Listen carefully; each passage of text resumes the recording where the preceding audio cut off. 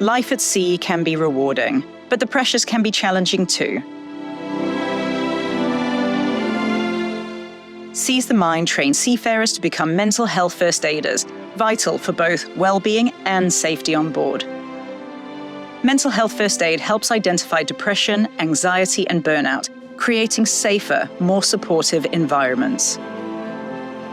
Our globally recognized courses equip crew with the tools to support themselves and to support each other. Support your crew's mental well-being. Book your training with Seize the Mind today. Seize the Mind, mental health first aid for seafarers. Visit seizethemind.co.uk for more information. Hello and welcome to this episode of Wipeout's Tales from the Superyacht Laundry. I have the pleasure of being joined by Jess Dunnett from Onshore Cellars and the Blue Duck Foundation. We've come together today to do a very special episode. This is in relation to an initiative that we are executing in the Monaco Yacht Show this year. Because of a series of events that happened last year, and like myself, Jess doesn't want any other incidents to ever happen to any other woman. So welcome. Thank you very much for joining me today. My pleasure. Hi, everybody. So the subject of this podcast is drink spiking. And we have decided to make it our mission this year to ensure that drink spiking doesn't happen at this Monaco Yacht Show.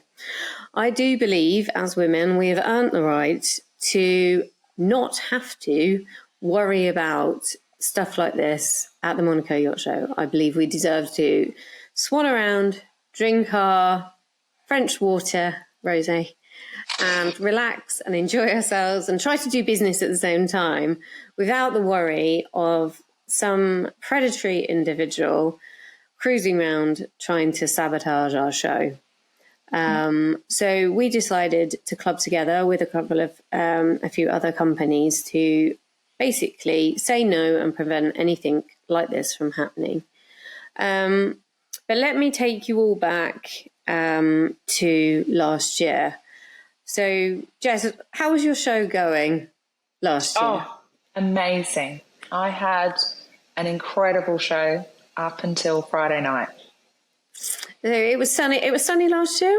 It was busy. Beautiful, busy, lots of clients, lots of networking, lots of parties. You know, as a drinks supplier, I was there running a bar from the Wednesday all the way through, and we've got, you know, many people coming and going, and it was amazing. I thought the vibe was incredible last year.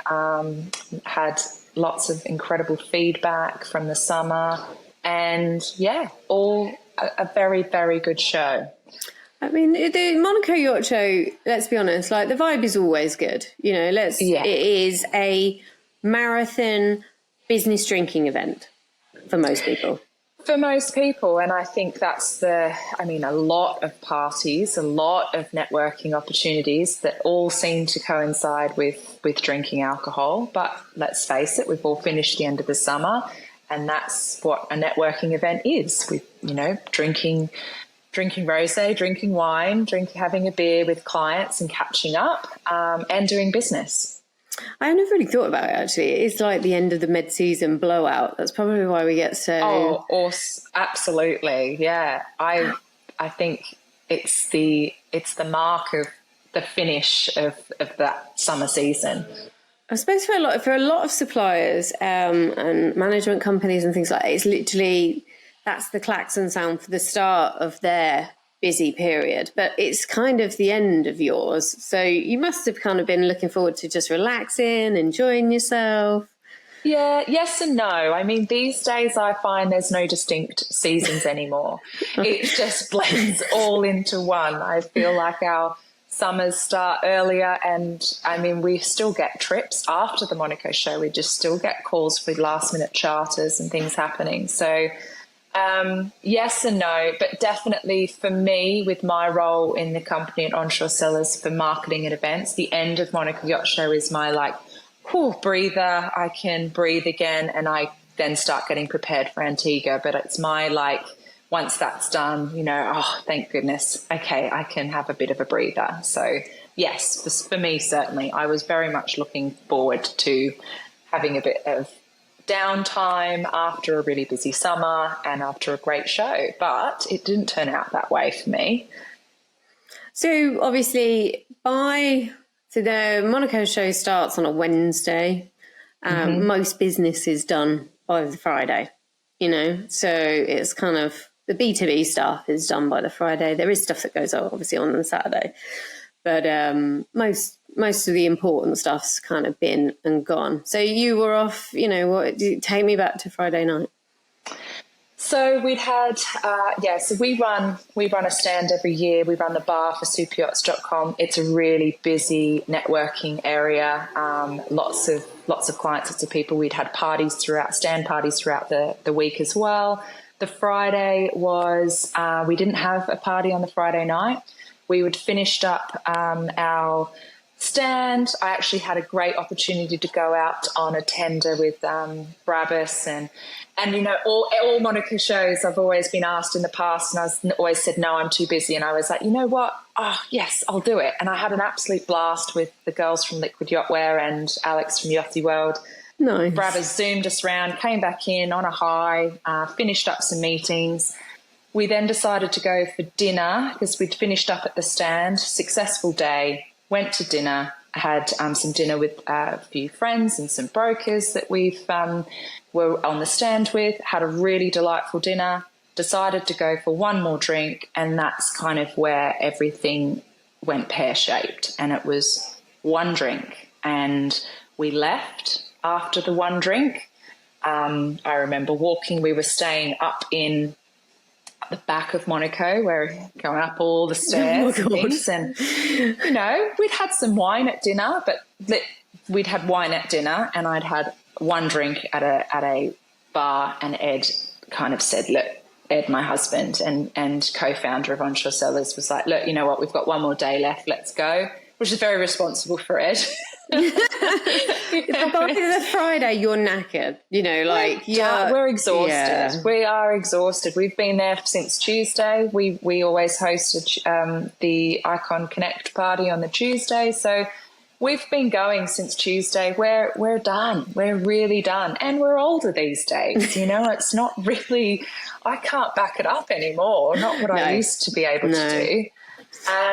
So we had one drink. We left. I remember walking through the train station, up some stairs, and then it goes dark for me. It just goes completely dark, and I don't remember anything until waking up the following morning and having Ed recount what had happened, which is an extremely scary feeling to have woken up in my bed going, where am I? What's happened? Why are my shoes on the floor?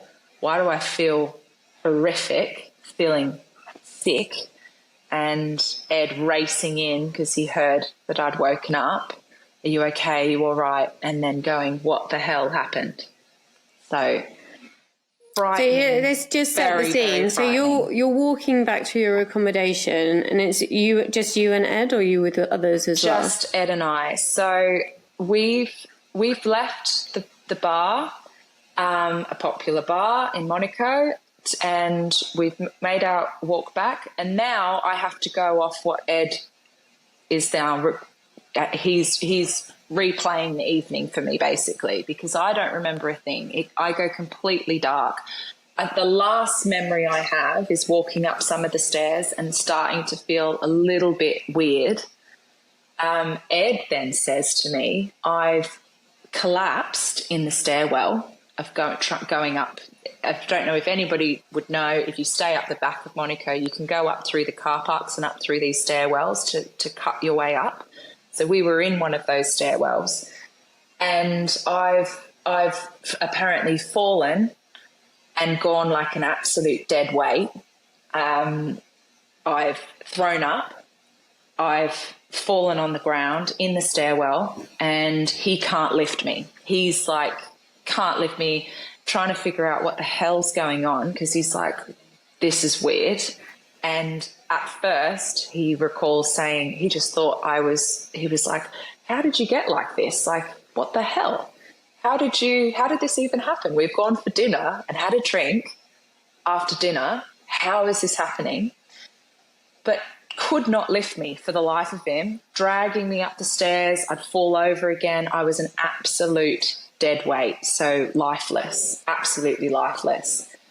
Ed then said that he started to panic because we were in a stairwell. He was worried that if he left me to go get help, the doors might lock behind me and he wouldn't be able to get back in. Oh, so he's yelling out in the stairwell, hoping that somebody else is around. 10 minutes go by and nobody's around. He doesn't really know what to do. He's yelling, nobody's around. Worried to get me out. He finally drags me up the stairwell after me kind of falling, but he's saying that I was just an absolute dead weight. I was lifeless. We get out the top. He flags down somebody on the side of the road to help us. And then it's getting us back to the apartment, putting me down. He went to he's called the police, said what's happened. We've stayed. I was in a safe environment with him, but it didn't click for him, I think, for a while, for him to go, something's happened, you've drunk something. So he, looking back on it, I think Ed said I should have called the ambulance straight away. But in the time and in the moment, it's really difficult for those processes to go through. He said, his focus was getting me back to the apartment in the bed and safe. But surely there's moments of kind of like, I imagine Ed's kind of recounting, like, is there a chance that she did have an opportunity to drink a whole load of more drink than me? Because, if you're at dinner and stuff like that, like, did she manage to drink another bottle without me knowing? Like, I think he was saying, like, he was like, oh, I was really angry with you at first because he was like, I'm really tired. I can't be dealing with this shit. He's like, oh, get up. I can't be dealing with this. I need to get you home. I'm tired. I want to go to bed. And then it started to click that something was wrong.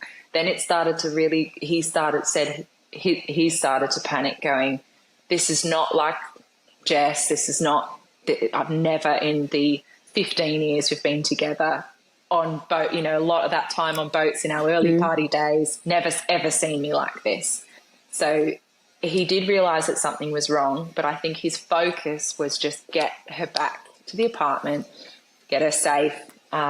He said he didn't sleep all night, just laying next to me, watching me, making sure I was breathing. And, thank God I've got a loving husband that was doing that and looking after me. But in hindsight, probably should have called an ambulance so that I could have been tested, because I don't know what was put in my drink. I don't know if I had it in my drink, whether I didn't have any. I had bruises from Ed trying to pull me up the stairs, but I know there are some incidents where people have had a needle in the back of their arm.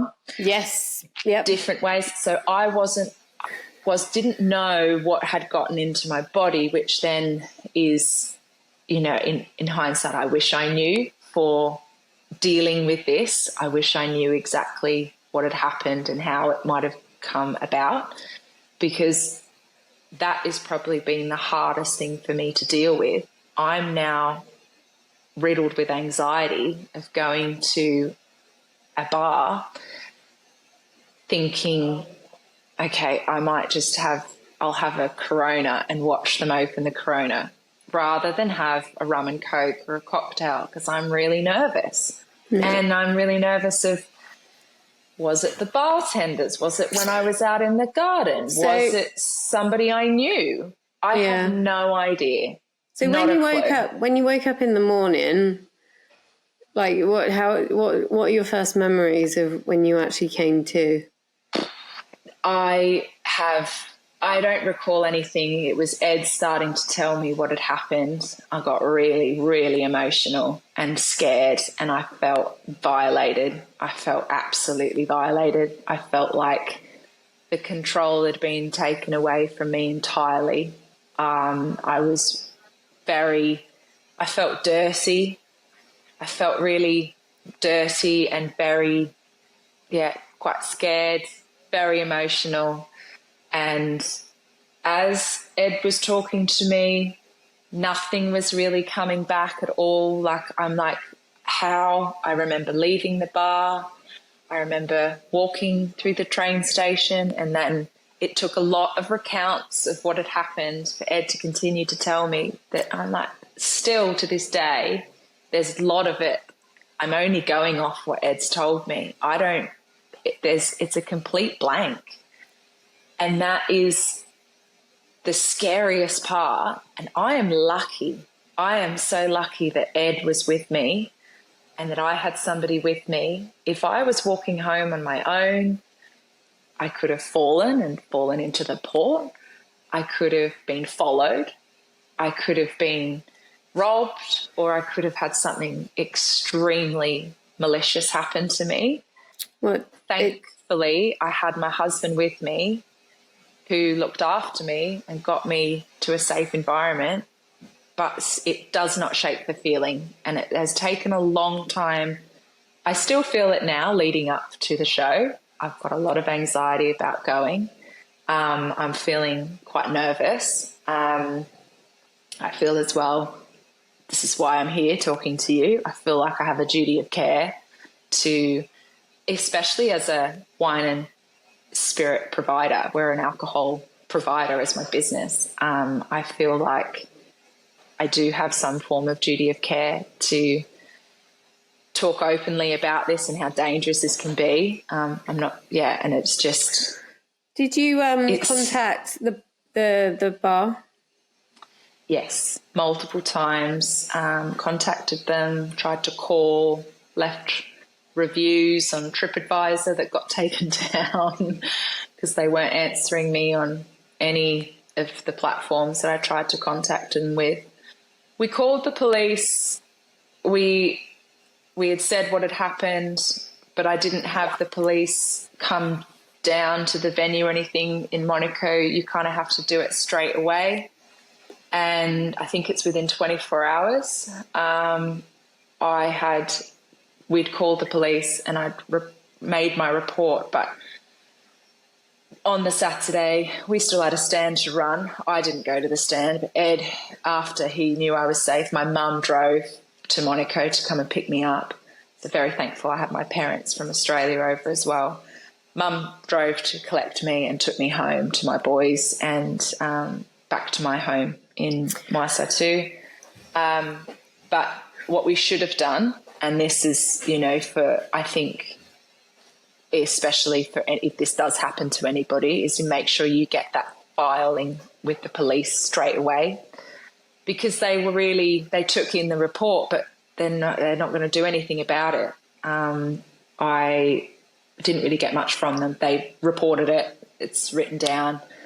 That's about it. I think that's one of the things with drink spiking that, and I suppose in a way it's a bit like any sexual assault, rape, As a woman, when you are violated to whatever degree, you do turn into a homing pigeon. You want to go to a safe space, place, fast as possible. Yeah. Which, when it comes down to the legal side of trying to catch a perpetrator, is possibly the worst thing you can do.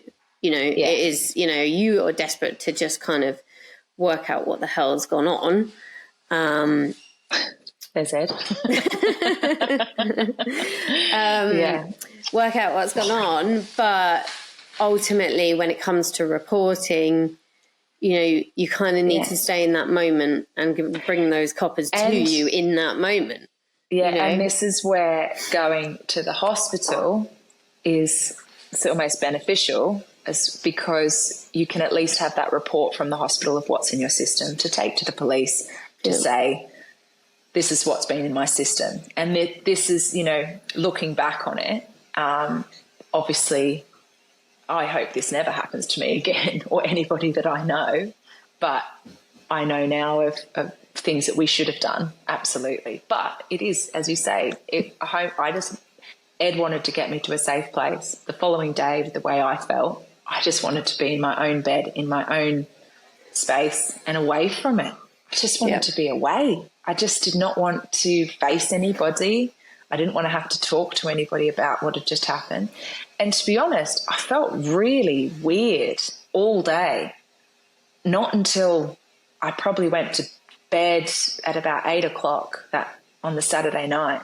I felt really strange, like I had something in me, like quite tingly, quite nauseous. Really did not feel well at all. So it really felt like whatever it was probably still in your system. I'm sure. Yeah, absolutely. I mean, we can all go into the different. It's disappointing that the venue reacted that way, but if I think to when I was spiked, so I was spiked in a hotel in Barcelona. So this was when I was still working on board. My husband, Tim, we were dating. So what we would do, we would book a very nice hotel for the weekend. He would fly in, we'd have a fun time. And then I'd go back to the boat on the Monday. So it was the Friday, and Tim was flying in, and I got to the hotel, obviously finished work, got to the hotel early, got ready because he was coming in. So, I got to the hotel, had a shower, spruced myself up, had a gin that was actually complimentary in the room. That's how I know I only had one gin. One gin, yeah. Yeah, so it was like there was 2 miniature bottles and a bottle of tonic and some ice. That's what they, complimentary. There's a bunch of other stuff, but I just had the gin. And so I got ready because as soon as he was coming in, we were going to go for dinner. So I went downstairs, took my book because I felt all sophisticated, sitting in this nice hotel bar with my book, drinking a glass of champagne. And me and Tim are texting, he's in the air and stuff like that. And we came to the decision that we were going to pretend like we didn't know each other. So we were just going to mess around, and I wanted him to rock up and try and chat me up like we didn't know each other, because he kept saying that he'd got really good game. And I'm like, you haven't got good game. So I was like, I'll be waiting at the bar. You can try your luck kind of thing. So we turned it into a game. So while I was waiting for Tim to turn up, there was this guy I was sat on one of these sofa things, and he was sat at the other end. So anyway, I'm reading my book, and I can keep, when your peripheral vision, I kept seeing him look over and stuff like that. And then he's like, oh, hi, how you doing? Are you here? I'm like, oh, no, I work in Barcelona. Yeah. He was like, oh, can I get you a drink? I was like, no, I'm fine. I've just got my glass of champagne, so thank you very much. Anyway, this goes on, and he's just constantly trying to talk to me, and I'm like, I want to read my book, go away. And then obviously I'm getting messages like, Tim's like, I've just landed, I'm picking up my luggage. I'm hoping you're ready for all of this amazing chat up lines I'm going to have. So like, yeah. So anyway, this guy's like chatting away, and he just keeps, he just doesn't, he was like, all right, can I get you a drink? I'm like, right, okay, fine. So I'd finished my champagne by then. So anyway, he gets a drink, come down, and then I feel like I have to talk to him because he's bought me a drink. He looks like Sideshow Bob. So he's got this really, in the best will in the world, he's not my type. He looks like Sideshow Bob out of The Simpsons. So, says that he's like some movie guy working on James Bond, and I'm just like, amazing. I'm sure you are. Yeah, kind of thing, whilst checking my phone to see where Tim was. And then Tim eventually turns up, but he sits on the other side of the goddamn room. So he sees... he's playing his game, isn't he? God. So he walks in and sees that I'm chatting to this guy. So then he just goes, I'm going to go and sit over there. And I'm literally sitting there going, hello? Not the time to do this, actually. Help me. So anyway, this guy's carrying. I'm like, for fuck's sake. And I was like, I was like, oh, look, that guy looks like he's sitting on his own as well. Should we invite him for a drink? So this guy was, you know, let's call him Sideshow Bob just for argument's sake. Sideshow Bob's face goes like thunder. And he was like, oh, I think that guy's okay on his own. I'm like, no, come on over. You on your own. This is me talking to Tim like we don't know each other. So Sideshow Bob was getting annoyed because I'm like, oh, look, that guy's over there. He's on his own. Are you okay? What are you here for? And just trying to broaden the conversation. So anyway, Tim comes over eventually and we start chatting and this guy's like, oh, I work on movies and stuff like that. I'm like, yeah. But anyway, I think he eventually gets the hint. But as he gets up, this is so like sly. He's like, well, I just wanted to let you know I'm going up to my room now. It's number 6. Oh, God. I was like, uh-huh. No, thanks. And anyway, so he's gone and then me and Tim are like laughing about it. So obviously then Tim and I get a drink and I was like, all right, now he's gone. I'm going to go to the loo. As I'm walking down the stairs to go to the loo, I'm like, what is that? Yeah. Now, like a bit like yourself, I'm a party girl back in the day, you know, I know. And I'm like, that's not drunk feeling. That's a bit something weird. Else. Do you know what I mean? Like you can't feel your feet anymore. Like it's all just getting a little bit spacey. And I'm like, weird. Anyway, by the time I go to the toilet and come back upstairs and I get to Tim, I'm like, I need to lay down. There is something not quite right. With how I'm feeling. So anyway, by the time we go up in the elevator, I can't walk. Tim gets me into the hotel room and I'm kind of lay on the bed. And then the next thing he knows, I'm crawling on my hands and knees into the bathroom and then I'm violently sick for ages. And then I'm like laying on the bathroom floor. Like he was like, I have never seen you like that ever. Now, I'd had at most 4 drinks in total. I would have had those 2 miniatures in 1 glass of gin with tonic. So that's like a double, isn't it, really? Yeah. And then I would have had 3 glasses of champagne, which is not obviously even like a large glass of wine. And that's me. I'm on the bathroom floor. The next morning I wake up, I'm like, what's going on? Tim was like, I don't know what happened to you. Wow. Now, I think, you know, obviously we've both recounted our stories and yes, we are the lucky ones, but I think in some respects now looking back, I should have done something. Yeah. You know, because I was with Tim, I didn't, like you said, I didn't call an ambulance. You know, he didn't call an ambulance. He didn't talk to the hotel manager, trying to find out who this guy was, get them to check CCTV. Yeah. And also, as a woman, I just want it to stop, like it to go away. Yeah, like, I don't, to go away. What the hell was that? And I'd rather just not, I'd rather it just pretend that it never happened. But it's also the feeling of, did it happen?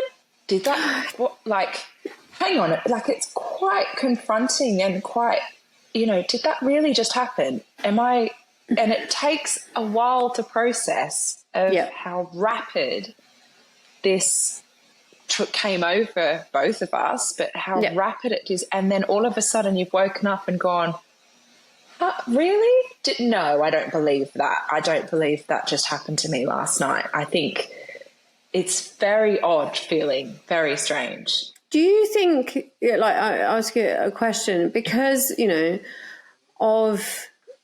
say, for instance, we both weren't drinkers. We were teetotal and that happened to us. Then I think your perspective would be slightly different. You wouldn't question yourself. But because both of us have had experiences, and I have been out on nights out, I've never not been able to get myself home, even in the very drunk. Most of the time, again, I turn into a homing pigeon. I basically I'm going to vomit. I need to go. It's basically because we've had a life and done stuff like that. Does that kind of go against us a little bit? Because then we're like, oh, I think it just creates doubt in you. And I think that's what's really difficult about when, and I think for a lot of women as to why they don't speak up about this is because the I guess a lot of people just think, oh, she was just drunk. She's just trying to use that as an excuse. I'm like, well, some people do get way more wasted than others. I think that's where I know for you and for me especially, I can definitely hold my own. And that's where Ed was like, I have never seen you like this. Like this was out of control. And I feel though that's really must be so difficult though for a lot of women, is because if they have the tendency to get a little bit, pretty wasted, or they're the type of people that once they have a few drinks, they get drunk, they kind of slur their words and, a bit sloppy drunk. Maybe, it's then hard for them to say, oh no, I was spiked last night. And people would be like, oh, I've seen you before look like that. You weren't spiked. So I think that's why a lot of people don't talk about it, and because they don't want to feel judged. And I think it happens far more often than you think. We put out a post. I sent to you last year when this happened to me a warning. This has just happened to me during the show. Can you put it out on Pearls of Wisdom just to say, can you say to people to be careful? I think there was responses of at least 6 other women that it had happened to during that period. Show? This show? That show. Yeah. 6. And then I put it on my personal, and I was inundated with messages from people saying this has happened to me, and with far, far worse outcome. And these are people I know, I've known for years, and I've never heard this story before. And a lot of them saying, I've just never told anybody. I've never told anybody. And that's just quite sad that we're not making everybody aware of how common this disgusting, malicious act is, and of how many women and men it's happened to. Yeah, I mean, obviously we're recording this episode and tying it into our awareness campaign for this Monaco Yacht Show. But when doing that, it's been brought to my attention that it's happened to a number of guys now. Yeah. I'm sure that's probably not unusual as well. It's probably even less talked about than what happens to women. The motives for spiking a guy, we could just assume it's the same for spiking a woman. You might get some cases that they want to rob you, but I think that's pretty evident though as well for women, and over say something like the show or a large event. I would say the outcome that these predators are wanting is robbing. You look around and look at people wearing jewelry, watches, cameras, cash on them. There's a lot of money there, and I think probably more opportunists looking for, okay, we'll do 10 tonight and see what we can get. So just going back to, obviously you had 6 individuals. Were they all in the same place? Yes. So we're talking about a predator, let's say, or a group of predators, or a group of predators, who went in and drugged a number of women, spiked a load, and then I imagine they were just waiting to see who had someone to take them home or not. Yeah. And I think that is the most important thing to take from this, that you must always be with someone. Make sure you don't walk alone, men or women. You make sure that you're going home, whether it's back to the apartment, back to the boat, you go with somebody. On the boat Ed and I used to work on, because let's just forget my incident. This happens all over the world, everywhere. Yep. In lots of bars, in lots of clubs, in lots of ports. The boat that we used to work on together, there was always a rule, is that you never walk home alone. And the boys were amazing at it. They would, if you walked up to the crew and said, look, guys, I need to go back, 2 of them would walk one of you back to the boat, and then they'd go back to the bar. And it was just an absolute no-brainer. It was such a support and such an amazing amazing support group on the crew, but there was just, they'd be having the time of their lives. And if one of the girls had said, look, I need to go home, in particular in Antigua this would be, they would just drop down, pool cues down, drinks down. All right, let's go. Come on, girls. They'd walk us back, two of them. So they'd walk back, then two together. Yeah. And it was just this unwritten rule. But I do feel you left your guard, like, because obviously that was when you were on board, and you know, crew are more aware. They do know. Yeah. And I'd like to think most of them are looking out for each other. But we're talking about industry people, not on board.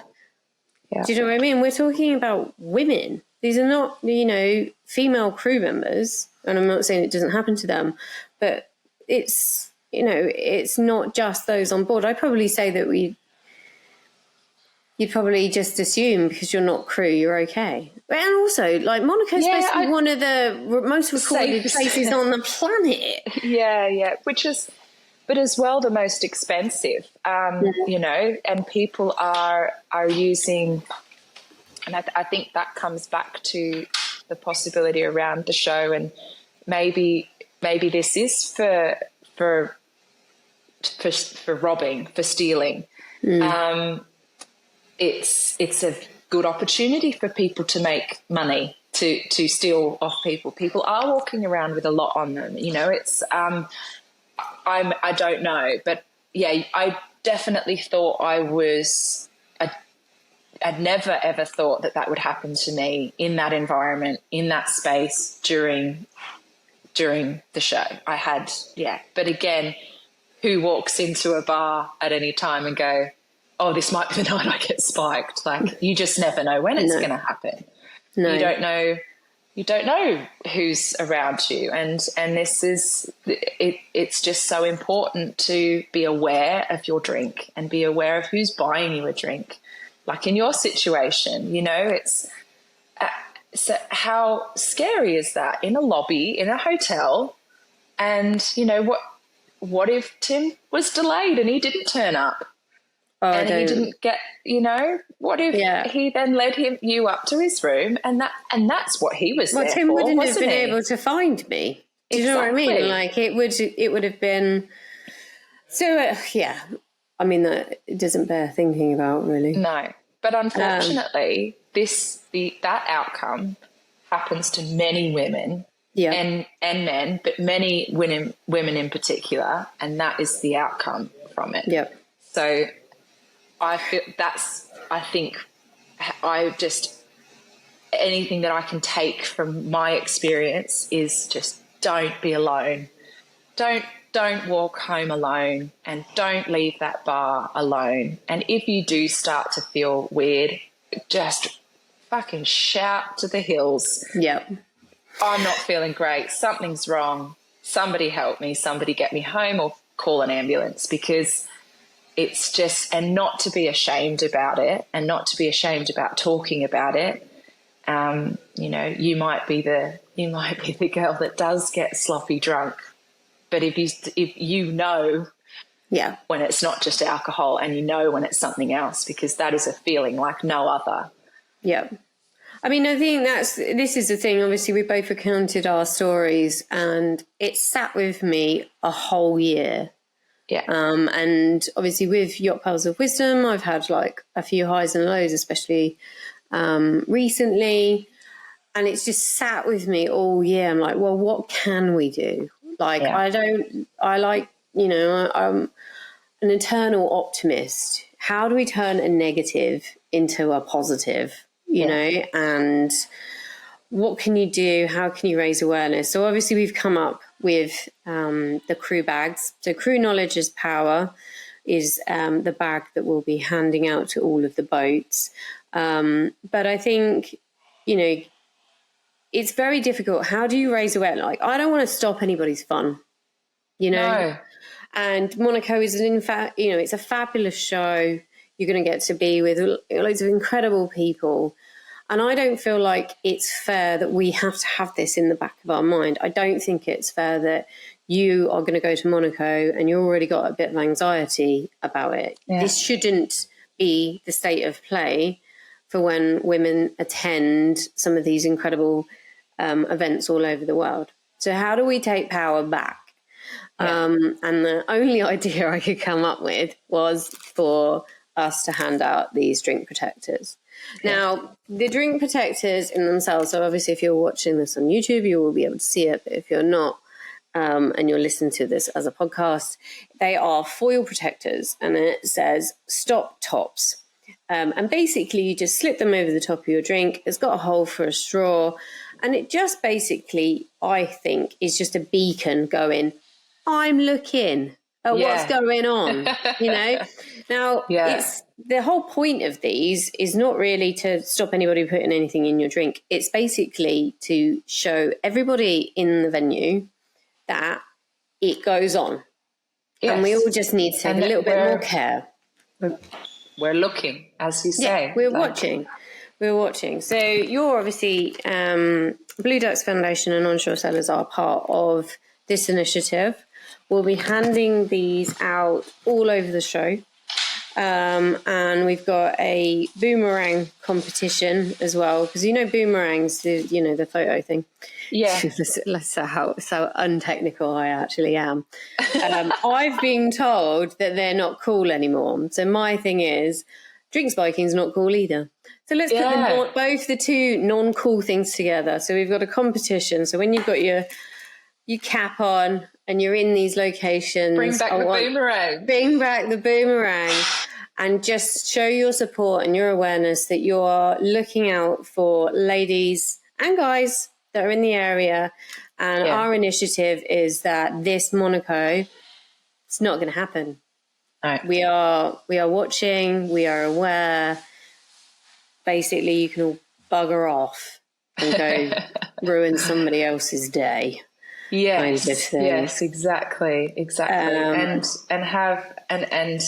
No, I think we are so proud to be helping you, with this. And I think the more it's like anything, it's like mental health, it's like any of those stigmas. The more we talk about it openly with each other and publicly, the more awareness there is, the more people will come up from the ashes and said, oh, yep, that's happened. And then maybe some of these venues that in particular, one venue, maybe they will start to listen and realise that this has happened over and over again in the same place. So maybe it is time to get more security or have a better idea of what's happening in the show, because it can't continue to happen in the same places over and over again, year on year, might I add.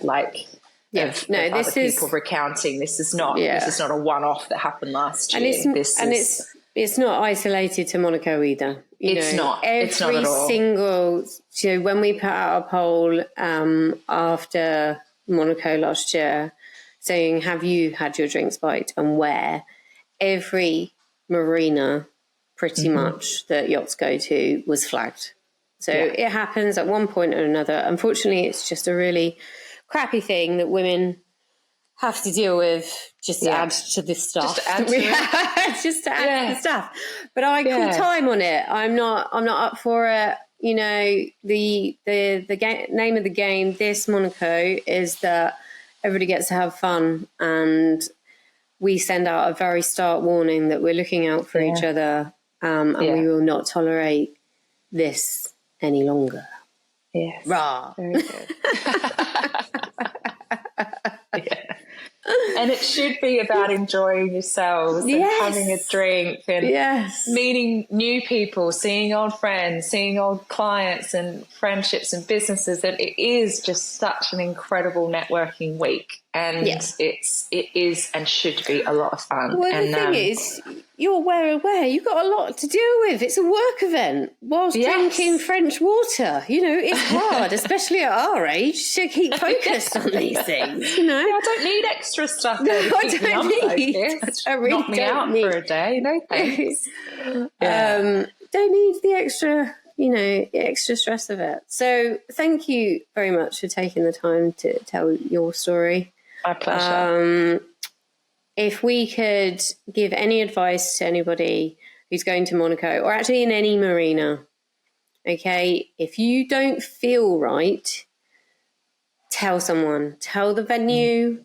I mean, the main crucial thing is tell the authorities as fast as possible. Don't be embarrassed, just tell them. Yeah. Because absolutely. what's happening is women are embarrassed and doubting themselves. And then by the time they kind of like, well, no, I'm 100% sure now that that was not a normal scenario, they're not going to the authorities. So, you know, we just need to stand by each other. If anything like this has happened to you during this show or anything else, we're all here to support you. We can put you in contact with some incredible people that can support you. Because unfortunately, when stuff like that happens, it doesn't leave you.